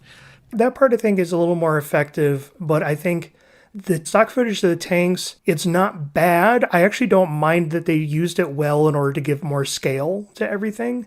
But it does go on a little long. I'm at least happy that the quality of the stock footage and the color matches the main photography really well, so it doesn't take you out that all of a sudden you're watching something that's either cropped or colorized or too grainy. Yeah. And it's not very much like they're just kind of using random shots. They're actually still kind of telling the story of like, okay, we're getting all these tanks loaded up onto this thing. We're checking them. We're doing the maintenance. That one guy needs to move or else he's going to get squashed between them. Come on. It's kind of interesting just kind of seeing the process of loading up tanks to get them to this situation. It's funny. It brings to mind a scene from War of the Worlds where they do that and you think, oh, it's stock footage. And then all of a sudden Gene Barry and Ann Robinson run through the scene. It's like, oh, no, they actually shot that. Whoa. I kind of wish you could have had at least one shot of some of the actors in front of, real actual tanks here and there. But yeah, this was a much lower budget than Oh, absolutely. Yeah. This one was about like on the level of all the military stock footage used for the Milpitas monster. That was still a fun movie, though. That was sure. And see, and even there, they had a big felt outfit for the monster, but they like jazzed it up with the wings and the gas mask and throwing just some extra little details. That was a better. They shot it in darkness. That helped. Yeah, that was a better monster outfit. Yeah, I'd have to agree. So let's talk about the special effects. Howard and Theodore Lydecker, the Lydecker brothers from Republic Pictures, created some of the special props and effects. And I love this because I just watched King of the Rocket Man, and I'm in the middle of Radar Men from the Moon, and those being Republic serials, those are the guys who did the rocket flight effects. And I gotta say, if you watch those, some of those effects are actually still pretty good. Interesting. I've never seen those. I've actually read the comic adaptation of one of those, but I've never seen them. They're a lot of fun. And one of the things they were responsible for is one of the signature images of the movie, the hole that appears in the sand to suck people down. Mm-hmm. They had a canvas bottom to the sandhill set. They'd cut a little slit, put a funnel under it, attach that to a vacuum, and just suck the sand down, and then move it when they wanted to make the hole bigger. Yeah, and then just reverse the footage to fill it up again. For the first half of the movie where we don't see anything, and that's the only really creepy element visually, it really works. I mean, you hear that music, you see that, and everyone's like, oh no, something bad's going to happen. And then they're quick to still illustrate what's actually happening when you have the two cops out there and like the one guy just suddenly drops out of camera in the background. Yeah, and how quiet it is in those moments that with him, with Kathy, they just kind of go whoop and they're gone. It's really chilling. Yeah. The optical and matte effects were created by Jack Rabin and Irving Block, who created matte paintings for the McLean house and the Coral Bluffs rocket. And I guess there's some actually matte paintings inside the Martian ship that angled down with the apparatus that puts the implants in people is actually partially matte painting. It's really good, though. Interesting. I would like to look at that again. I wonder if that's just to get the scale of the ceiling. I think so, just to get that shot and make it easier. But there's not a lot of mattes, but they're actually pretty well integrated into the movie. Interesting. And then there's the British version. So this film was sold overseas for distribution. It was felt to still be too short. So Alperson, the producer, brought back the three leads, reconstructed some sets at KTTV Studios, and added like 4 or 5 minutes to the observatory scene. You can tell because Jimmy Hunt is suddenly 3 inches taller. He has a different hairstyle, and for some reason he's suddenly wearing a brown vest. He wears one later in the film, and I think they screwed up and thought he wore it through the rest of the movie when he doesn't. It's interesting how one of their decisions to pad it up was changing the ending, because then you're removing that montage, which was about, 1.5 minutes of footage? Yeah, I have seen some versions that actually include both. Like the whole observatory scene, I think the thing is, we've already got that nice observatory scene where, he's telling them about the rocket and, doing all that exposition, to then expand on that with the whole history of UFOs.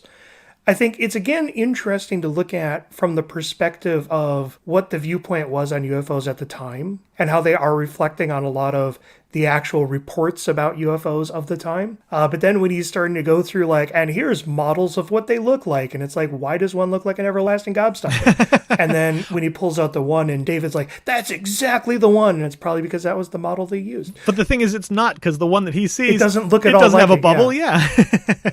The yeah. other problem is you can tell Menzies wasn't around to direct it because it's shot very flat. It doesn't have any of the style that even just them sitting at the table while he has the lit up map behind him. That's a really beautiful, stylish shot. It's not bad. It's just it kind of drags in the flat. It also doesn't work because they establish as soon as he gets up and she's like, where could they be from? And David suggests Mars. And then they sit down again and she asks, where could they be from? And David suggests Mars again. It's like nobody thought to trim that a little bit more to make it a little bit smoother. Yeah. And there was the decision that British audiences wouldn't accept the dream ending, so they added a new ending where David, Blake, and Kelston hide behind a Jeep, and one of the effect shots of the UFO landing was altered to show it blowing up, really clumsily, too. They add, these shadows in the trees. It just doesn't work. And you have this new epilogue that shows David asleep at home with Blake and Kelston having put him to bed, which again reinforces this idea of them as sort of parental figures for him.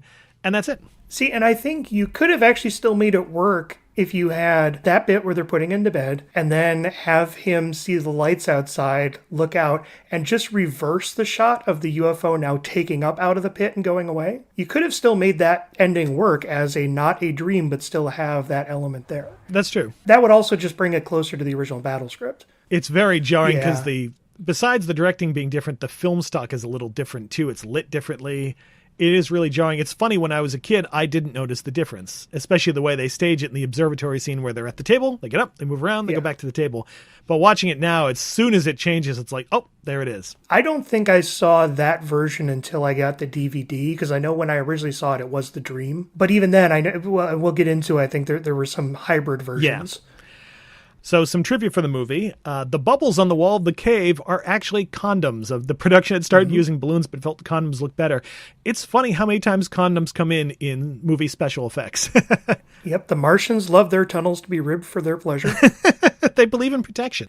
Yes. Condoms are they're stronger. They're good for like using for fake blood because they hold water a little bit better. They look better. So as long as they're not used. I want to know about the intern who had to go buy a whole bunch of these for the production. I'll take 6,000 condoms, please. That would actually be a fun story of like, who's the condom supplier for Hollywood in the 1950s. That happened on the Tremors set. They needed more condoms for the inside of one of the graboids, and one of the poor effects guys had to go to like the drugstore and buy up a whole bunch, and they were looking at them really funny.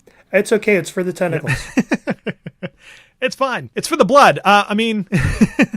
See, and my brain always goes back to that one sketch from Amazon Women on the Moon where the kid has to go buy condoms for the first time. I never use anything else. You mentioned this, but in the extended observatory scene, Dr. Kelston refers to several true-life UFO incidents, including the fatal encounter between Air National Guard Captain Thomas Mantell and a UFO that led his plane to crash. Unlike what they say in the movie, the assumption is that he didn't have his oxygen mask on, passed out, and crashed his plane. Not that it just mysteriously blew up somehow. And Kelston brings up the Lubbock Lights. The photos that he shows of the Lubbock Lights are the actual photos of that incident, which still, I don't really buy their explanation for that one. I don't know if it is UFOs, but the idea that those are geese that streetlights are reflecting off of, it doesn't really hold water for me. No, they were very, very lubed up and shiny geese. Yeah, and that's the interesting is when you get into the whole history of UFO lore. I was into UFO lore as a teenager. And then, you have the whole Project Blue Book era of simultaneously trying to investigate what's going on while also trying to come up with quote-unquote rational explanations for what's going on. And I'm of the belief that I have no idea what was happening because I've looked into it so much and nobody knows. Yeah, I agree. I do like that they actually mentioned this is from Project UFO, so it's like a little nod to Blue Book. Honestly, I just feel bad for any aliens that come and visit us at this point. We were talking about this last night that, if I suddenly discovered Martians were invading, we're like, you know what? All yours. Good luck. Maybe you can manage the planet better. Go to it, Martians. Have a ball. No wonder all they want to do is poke us in the butt. I mean, come on. That's all we deserve at this point. Again, like, imagine if we're the reality TV of an alien society. They're just watching like, can you believe this stuff? Imagine the rating spike they had during the Trump era, man. Come God. They're like, okay, we're not going anywhere near there, but we are watching. They're all like, is this going to be the last season? Is this it? Right? It's like the Truman Show, the end of the Truman Show, where everyone's just on pins. Early in the production, Menzies had filled a dozen notebooks with charcoal sketches detailing every shot he wanted to get during shooting. And then days before the shooting was supposed to start, the notebooks just disappeared from the production office, which required Menzies and Seitz to try to quickly recreate all of Menzies' plans, but he was pretty panicked. Considering that the film still looks great, but man, what a blow that must have been. Yeah, I mean, and I think the act of getting it all down will help you kind of recall it as you're going through the situations, but yeah, you have to wonder what the story is there. What happened? Yeah. Was it just like a cleaning crew mishap? Was it that someone was trying to sabotage the production? Was someone trying to sell them on the side? Were they being kind of distributed among departments to like, okay, we need to create this and somebody just misplaced them? Who knows? Yeah. Both Morris Ankrum and Frank Wilcox, who plays the Pentagon chief of staff in the movie, played judges on Perry Mason, so they have that connection. Speaking of Raymond Burr.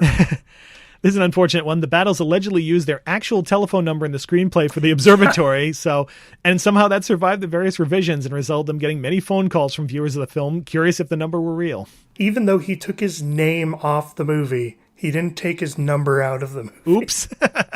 You gotta love that. And feel bad for it. I know. The moment we mentioned when David is backhanded by his father, Jimmy Hunt allegedly was a few inches off of his proper mark and really did get knocked to the floor, and that take was the one used in the movie. So his shock is kind of real. He thought he was supposed to just mime falling, and it turns out Erickson actually made contact by mistake. And I'm hoping Erickson responded to that with, oh my God. Yeah. What just happened? It looks like he stayed in character long enough to finish the shot, but yeah, I hope so. Yeah, and then it's like they had a conversation about should we use that footage or not, The design of the Coral Bluffs rocket by effects technician Irving Block is supposedly based on the design he created for the rocket for a flight to Mars. So now I want to see that movie and see if there's sort of a connection, if you can edit those together into one film. Yeah. Ooh, yeah, Invaders of Flight to Mars. As for the legacy of the movie, the film continued the theme of humans whose behavior is altered through contact with aliens, something we saw previously in The Man from Planet X, and it was all through sci-fi literature and like Who Goes There and Puppet Masters. And the same year It Came from Outer Space would kind of have a similar thing. Later you'd have Quatermass 2 and Invasion of the Body Snatchers, among many other movies. Where was the publication of the Invasion of the Body Snatchers novel at this I believe it was 54. I want to say. Okay, so yeah, that was already something that was going on at the time. A shot of the flying saucer from this movie was used in the 1967 TV movie Attack of the Eye Creatures. I believe you mean Attack of the Eye Creatures. That's true. Oops. The 1968 Batman episode, The Joker's Flying Saucer, and something called The Force on Thunder Mountain. Never seen that one. I'm curious. The Force on Thunder Mountain. That sounds like a porno. I was going to say it sounds like a He-Man playset. Oh, wow. Yeah. And a porno. Don't say that. I mean, He-Man sounds like somebody's going to make it. I'm pretty sure people have made He-Man pornos. I'm sure they have. If they made Triple X Files, they can make He-Man. Masturbators of the universe. Boom. Oh, man.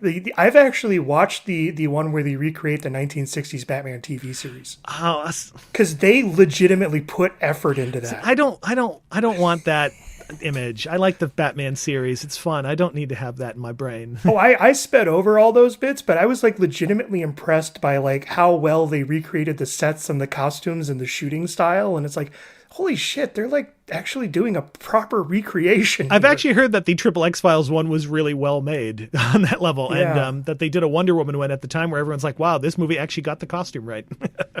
Wow. I love that there's a 50 Shades of Grey porno that's more accurate to the book than the movie. I've never read the book, never seen the movie yet. I'm sure we're going to do it at some point just for fun. But we can live with I once did a blogging Okay, I used to write for a series called Straight Guy Reviews of Bad Romance Novels. Where we did like chapter by chapter breakdowns. I got 3 chapters into 50 Shades of Grey and gave up. I think we bought one from like the discount store for like $1, and it's still, I think it's like now propping open a door or something in our apartment. But I got through the entire Twilight series. I cannot make it through 50 Shades. I did get through the Twilight series. All my friends were reading it, so I felt like, all right. And I read the first one. I thought, oh, it's a satire, and then I realized, no, it's not. This is all serious shit. Yeah. Well, and I have an odd affinity for the Twilight series, but that's a whole other discussion. If you guys ever want to have me on for Twilight, I have Twilight opinions. God. All right, we'll put a pin in that one for now. I don't expect you to actually do a Twilight conversation. Don't worry about it. It might be interesting. I don't begrudge anybody liking it, just not from me.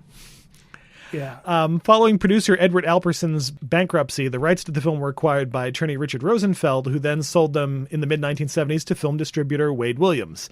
And he re-released it with some changes, including cutting down the repetitive scenes and the stock footage and integrating the observatory scene and the moment of Kelston, Blake, and David hiding behind the Jeep with the original dream ending. So I guess they'd hide behind the Jeep, thing explodes, David wakes up, and then the film ends as it normally did. This was the version that aired on TV a lot, and that's the one I saw. So that's the order of things I was used to. And it's funny because even with them hiding behind the Jeep, they still had David running and the whole everything repeating again scene too. Yeah, and I know there's a lot of history on Wade Williams in terms of the films that he owns and not really being willing to strike deals to release them outside of his own independent control. Yeah. Or making changes to them and then copyrighting them as, now this is mine, yeah. Yeah, but I think when he actually does do the home video releases, they're usually the original. Like he did the DVD that's currently out there for Invaders from Mars, and it is the original theatrical cut and the separate British cut. I did appreciate that. And from the looks of it, we have that new upcoming Blu-ray. It does actually mention that it's a 4K restoration and a 2K restoration of the British International cut elements. So they are still doing the 2 separate cuts. Yeah, when it said that, I wasn't sure if that just meant the scenes removed from the film or if it is going to be integrated into the film. So I guess we'll have to see. Well, it says for the version. I mean, because the DVD, the colors are good and the contrast is good, but it's still a little bit washed out and it still has like the lines running through of the film print. But looking at even just the trailer for the new Blu-ray, they really cleaned it up nice. I've seen some comparison stills and it looks gorgeous. I'm very excited to see what it's going to look like. And now I do want to kind of do a master cut of the version I grew up with that has everything put together. And And of course, the film was remade in 1986 by fan Tobe Hooper as part of his 3-picture deal with Canon Films. I like it. It's a loving tribute. Like you mentioned, it has Jimmy Hunt and the Martian intelligence prop. I always characterize it as this is sort of a starter horror film for kids. If you want to show kids a film that's sort of scary, but isn't going to keep them up late nights, with nightmares, this is a good way to get them moving. Special shout out to our friend Ellie for giving us a copy of this to watch. Thank you very much. I mean, it's got a few ooky bits, like she's eating the frog, or what I kind of like is the Martians. The mutants in this one are, the giant, almost Pac-Man suits of the performers standing backwards with the weird limbs. I like those. Yeah, it's an interesting design. Like, I love how they just have tiny little arms that they still hold the cannon with.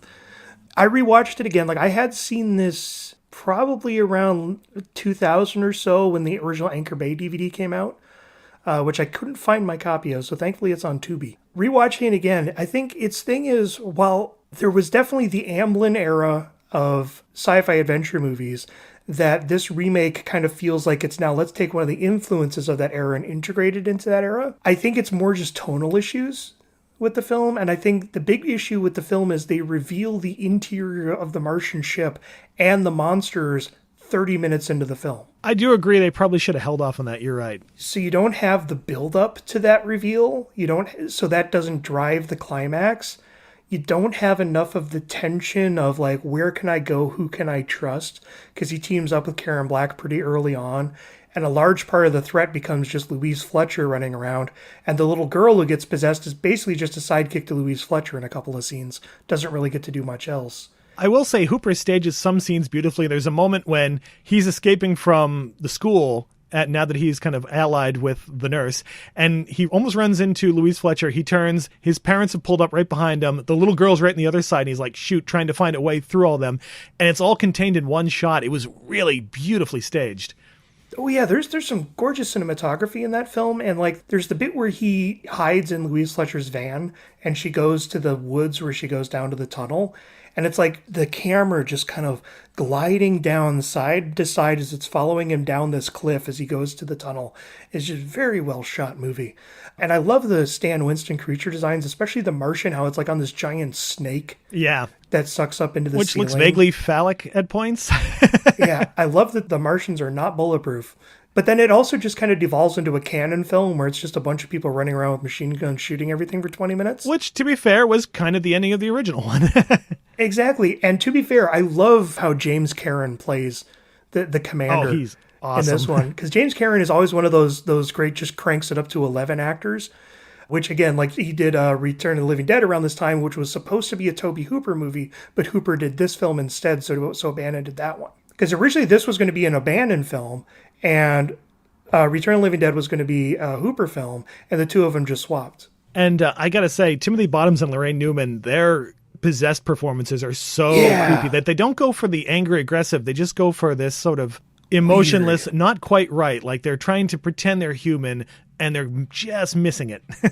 Right, like where she's just like slowly cooking burnt bacon, and like he's pouring all the Tic Tacs into his coffee, and it just going like, oh, there's something just way off about them. And I love Christopher Young's score. That main theme is wonderful. Yeah, and it's a fun movie. I think it's just the pacing is awkward, and then I think the problem with everyone running around in the end is they have some jokey sequences that break up the momentum. I don't mind the idea of the scientists trying to communicate with the Martians and then they just fry them. Yeah, I actually really like that. Which was a scene that they did again in Mars Attacks.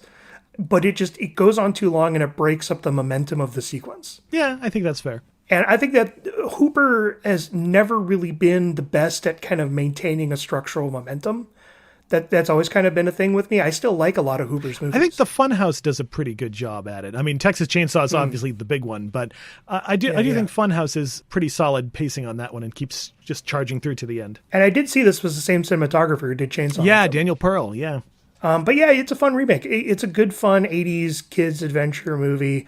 Adds a little more of an ookiness to it, but again, like the ookiness is played kind of comedically and over the top. I did notice watching again some amazing in-jokes. The Fantascene issue that had the in-depth article on Invaders from Mars that we used for research in this, there's a moment of Timothy Bottoms actually picking it up off a table and reading it in the beginning of the movie. You can even see pictures from the original in the back. Oh, nice. Yeah, and Well, I'm wondering, because I know that article was written by the guy who is an actual special effects supervisor. I'm wondering if he worked on that movie, because I know it was John Dykstra did a lot of the effects. I don't know if Skotak did any work on there. I'd have to take a look. But Nah, we'd have to look. But even then, like, I love the design of the spaceship, how it's like, let's not do flying saucer. Let's just do like this giant thing that looks like it came out of Buckaroo Banzai. I love the crazy Verilights that are flying all over the set, and the UFO as it's landing all over the hillside set. And even the hillside set being a little fake-looking stylized, I really like that. Yeah. Still had that look to it. And then, like, I love the giant drilling tool that they use for the tunnel. That thing is cool.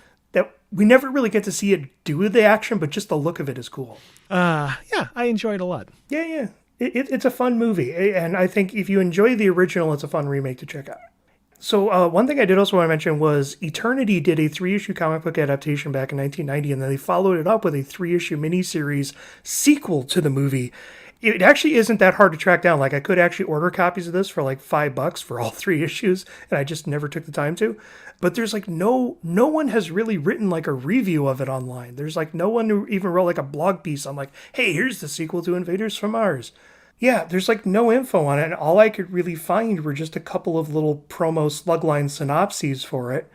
And so what the plot looks like is the commander and Rinaldi and the astronomer use the rocket to take the invasion. They invade Mars to bring an army of soldiers back to Mars. And then it becomes like this almost Burrowsian story of like going underground and taking out the Martian society while everyone's wearing like the bubble helmets. See, that idea of we're going to take the fight to them has a very Robert Heinlein Puppet Masters vibe to it. Yeah. It's like, hey, invaders from Mars, now we're going to invade Mars. Invaders of Mars is what they should have called it. Yeah. And it sounds fun. It sounds cute. The covers are very Edgar Rice Burroughs. A lot of cheesecake to the lady. Like even their covers to the original, like for some reason, Pat is like laying on the ground with her blouse open in a brassiere as like David is cowering over her. And it's like, okay. I guess that's the updated version of just her shoulder being torn in the original one, just to show off a little shoulder. And then what's interesting is the 3rd issue does have the Martian from the remake holding the globe of the Martian from the original. And I'm curious if they actually worked that into the plot or if they just did that as like a promo cover. That'd be interesting if all of a sudden the remake is sort of a weird sequel, and maybe that whole I haven't been up here since I was a kid means that police officer is supposed to be David McLean. Yeah, and then that kind of furthers the whole cyclical, almost passing on the nightmare to someone else angle. So I would be curious to dig into that more. I wish a lot more of those were actually reissued as like graphic novels or even available on Kindle, because there's a lot of those I'd be curious to read. Yeah, there's a lot of that stuff from like the 80s and early 90s, like Eternity and Comico or Eclipse Comics, where the rights are just kind of up in the air or they're just kind of independently owned. Like a lot of like the early Viz comics, what became Viz manga was published by Eclipse. And yeah, a lot of that stuff is just kind of up in the air in terms of who owns the rights. Because that's one of the interesting things with a lot of tie-in media is whenever the rights holders of the original property change, the rights to all the material that's been created, spun off from it, changes as well. Okay, what's your favorite scene from the film?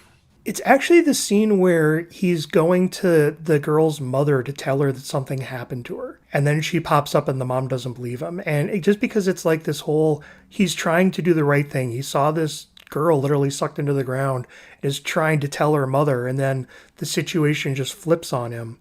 And even when it's like, oh shit, she lit the house on fire, it's like he still doesn't have any control on the situation. Yeah, it is a really good scene. I toned down a little bit from the script where she starts to get almost like grabbing him and threatening him physically. Well, she actually slaps him, yeah. It is a nice scene. And I like how you can see how hurt David is, like, oh, no, I didn't mean to cause this, sorry, and immediately runs right into the fire.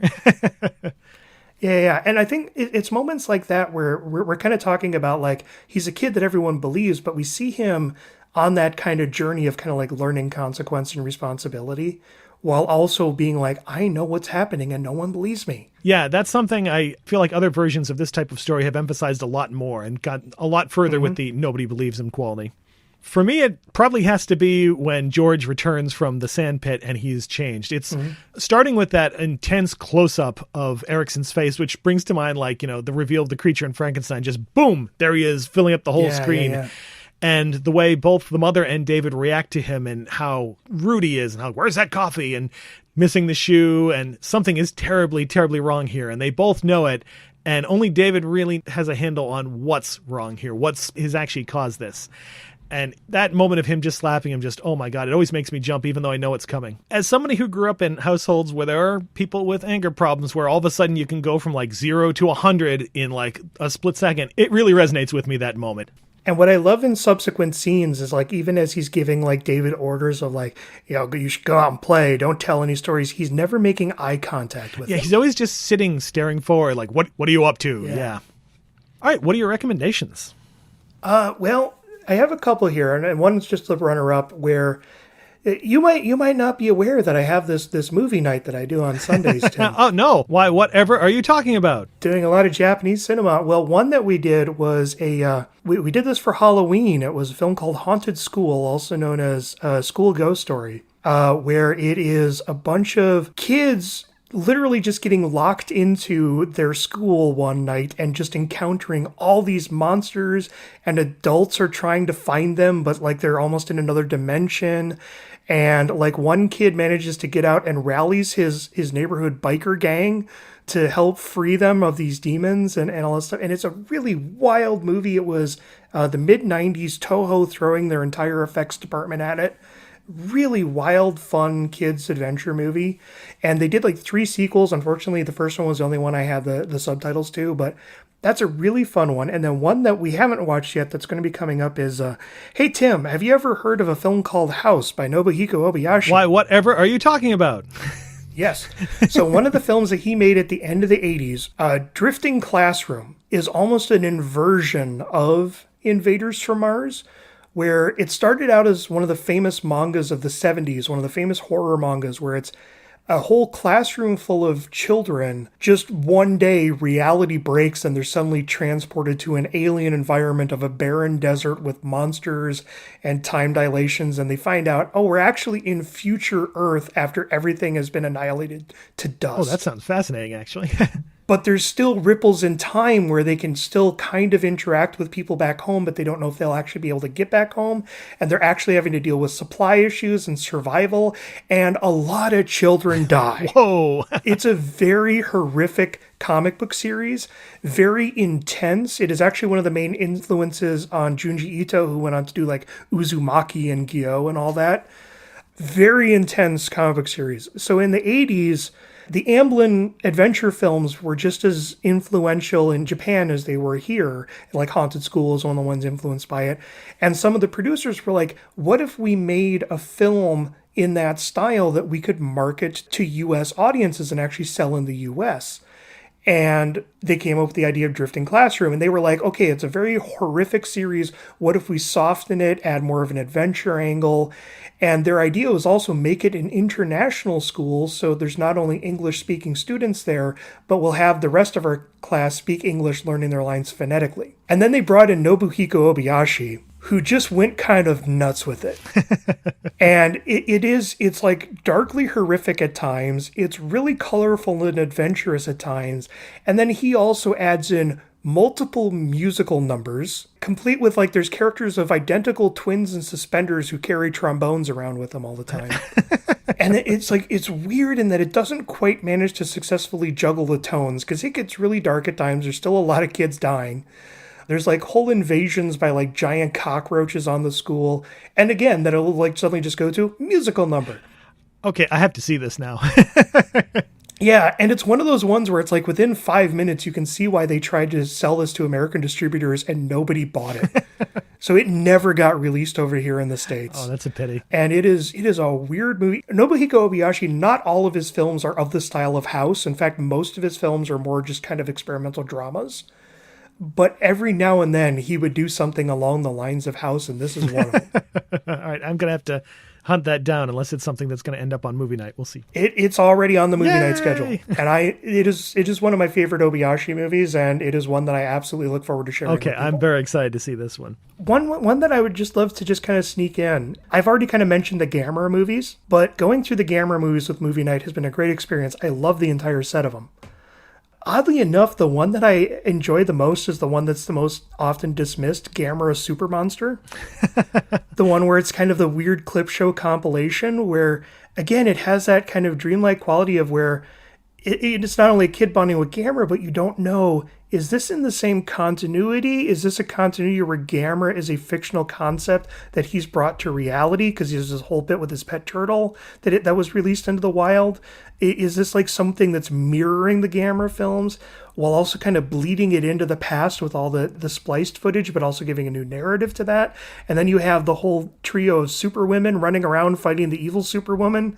It's a weird, bizarre movie that I know why it doesn't work for a lot of people, but I still find, given that it was produced super cheap with no money and literally just made to hold on to the license as the company was collapsing, I still feel they threw in a lot of energy and a lot of inventiveness to it. Okay, my two are going to be a little bit more conventional for this type of film, but I was trying to think of a movie that kind of does the, it was all dream trope in a similar way. And I'll admit, including this is going to be a bit of a spoiler for it, but I mean, it's a 50-year-old movie. So, and it's funny, we joked, my original idea was Phantasm. And your first question when we talked about this was, all right, is your recommendation going to be Phantasm? I'm like, fuck.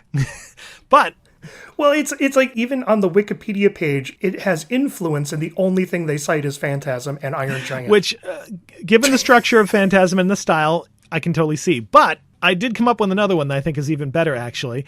It is Phil Tucker's camp classic Robot Monster, which is very similar in that it's this little kid who just collapses at one point, wakes up, and all of a sudden Earth has been destroyed. Most of the human population is gone. And the culprit is this alien that's a gorilla with a diving bell space helmet on its head. And it's trying to kill this last family of humans left on Earth. And it is revealed that it's a dream. And once you look at it from that point of view, like with this movie, you start to see all these weird things where like Roman, the evil invader, wants to kill this family, but all of a sudden decides, oh no, I want the nubile young woman. I want to capture her for me. It's like, oh my God, is this like this kid's growing adolescent lust basically personified by Roman? And his family relationships all seem to carry over and have these weird, interesting parallels to it. And these two scientists that he encounters when he's awake all of a sudden become these heroes during the dream sequences of it. There's a lot of weird, interesting parallels to it. I mean, it's a clumsy movie. The effects are really bad, but it is marvelously entertaining. Also, isn't that Wade Williams too? I think it is Wade Williams at this point, yeah. Isn't that one of the ones that they have like a Kickstarter going to like restore it to not only 4K, but the original 3D? Oh, I think you're right, yeah. The other recommendation I'll make is one that has a ridiculous title, but is actually a really decent and creepy movie, I Married a Monster from Outer Space, where it's a similar one where right before the wedding night for this couple, the soon-to-be husband, played by Tom Tryon, is taken over by aliens. Yeah. They get married, and a year later, the wife's like, there is something wrong with my husband. A year later, yeah. I know, and there's a lot of sense of she's kind of being gaslit about, no, it's you. No, just work on your relationship. It's fine. But she starts to suspect there's something very different going on. And it has that same idea of nobody believes her, but also, is this really aliens, or is it her misinterpreting some bizarre relationship issue or something else going on in society around her? And they thematically frame it around relationship tensions. And the creature design for the alien is really cool. Is that the one where it's like this kind of shadowy brain that's floating around? No, it's like the alien it's this weird kind of tentacly face that all just kind of slopes down. Yeah, I'm thinking of Brain from Planet Arrow. Yeah, that's that one. But it's a really solid movie, despite having a really kind of schlocky title. I know that's one, again, that I saw way back in my early teens, and I have not seen it since. But that's one I'd like to revisit. Yeah, I've been meaning to pick up the imprint edition of it on Blu-ray, because that's the only way it's available right now, but it's good stuff. Okay, anything else to say about Invaders from Mars? Gee whiz. This podcast was only a dream. We're going to wake up and do it again. Noel, where can people find your work on the internet? Just check me out on Twitter at NoelCT. I usually link to all my various stuff there as I post it. Mostly Schumacast, Joel Schumacher podcast. Occasionally still some new Masters of Carpentry too. Yes, well actually this is my second podcast this weekend, which I haven't done in a while. Just yesterday we recorded for Halloween Kills. Oh, I'm excited to hear that one. Which we had actually recorded an episode like 3 weeks after the film came out, and then they're like, oh, by the way, extended edition with an alternate ending on home video. So we're like, oh, we got to record an extra bit for that. I still haven't seen the longer edition, so that should be interesting. Yeah, so we'll hopefully have that out before Halloween Ends comes out. All right, that ends the conversation, but not the discussion. If you'd like to have your say about Invaders from Mars or feel that we missed something, check out the comment section for this episode on cinemaspection.com and start talking. Email your comments, complaints, questions, and suggestions to cinemaspection@gmail.com. You can also like our Facebook page or follow us on Twitter at CinemaSpection. For my personal account, I'm at TimosaurusR. We're also on Instagram under CinemaSpection. Our show is available on Apple Podcasts and Stitcher, so if you like what you hear, please subscribe. And if you have a moment, please leave us a review there. We appreciate your feedback, and your reviews help increase our visibility. We'll be back to discuss another movie next time. Until then, thanks for listening, and remember to keep watching closely. There's more to a movie than what's on the screen.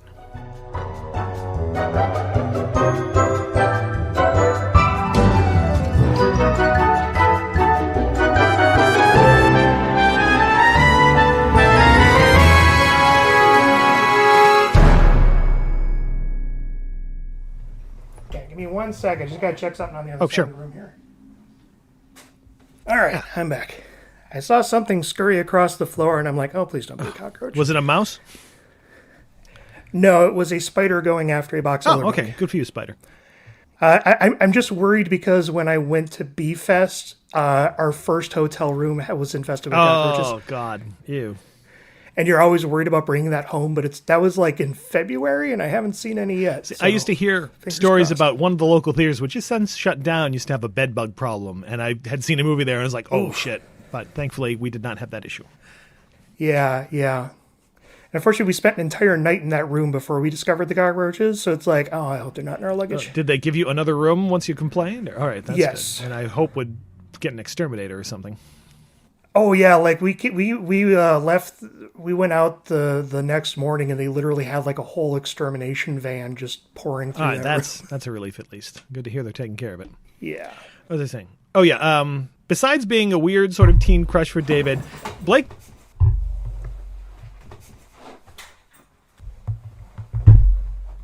Sorry, I had to kill the spider. No problem. Is it dead?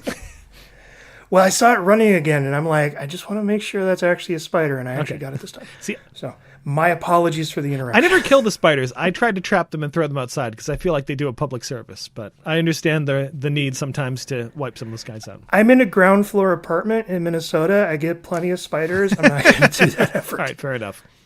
Especially because I get a lot of box elder bugs in here, too, and it's like, I can't just spare all I of understand that. See, that's the thing. I spare the spiders because they kill some of the other bugs.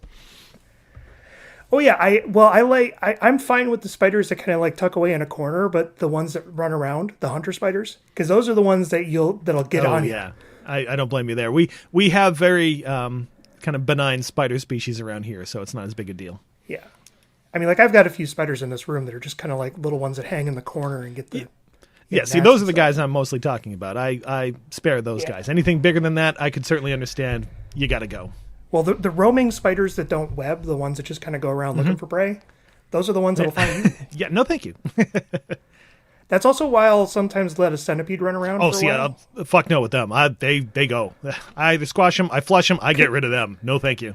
Because they eat. Yeah, spiders. they're creepy though. My mother had a weird phobia I about know. them, and I think she'd pass it on to me because she'd be fine with everything. She'd see a centipede, she would jump 3 feet, like, "Oh my god, kill it!" So, Yeah, the Tingler. oh god.